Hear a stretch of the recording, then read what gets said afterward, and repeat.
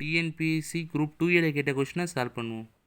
ட்ரையாங்கிளோட பெரிமீட்டரோட value 104 centimetre and ட்ரையாங்கிளோட சைட்ஸோட ratios வந்து 1/2:1/3:1/4 இருந்ததுன்னா அந்த சைட்லேயே எது வந்து லாங்கஸ்ட்டாக இருக்குன்னு கேட்டிருக்காங்க. ஃபஸ்ட்டு கொடுத்துருக்க ரேஷியோஸை சைட்ஸாக எழுதிக்கணும். அப்போ ஏவோட வேல்யூ ரேஷியோ 1/2 கொடுத்துருக்காங்களா, அப்போ x/2, பியோட வேல்யூ x/3, சியோட வேல்யூ x/4 எழுதியிருக்கோம்.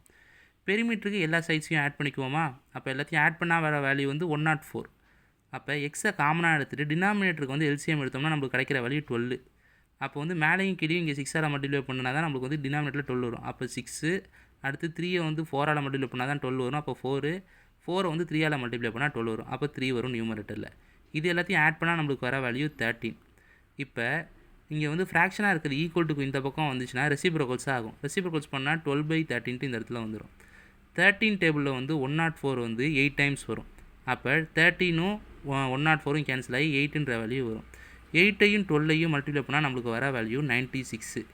இப்போ நம்மளுக்கு வந்து எக்ஸோட வேல்யூ கண்டுபிடிச்சிட்டோம். இப்போ டினாமினேட்டரில் எதோட வேல்யூ வந்து சின்னதாக இருக்கோ அதோட சைடோட வேல்யூ தான் உங்களுக்கு என்னவாக இருக்கும், பெருசாக இருக்கும். அப்போ வந்து ஏவோட வேல்யூ தான் உனக்கு டினாமினேட்டரில் சின்னதாக இருக்குது.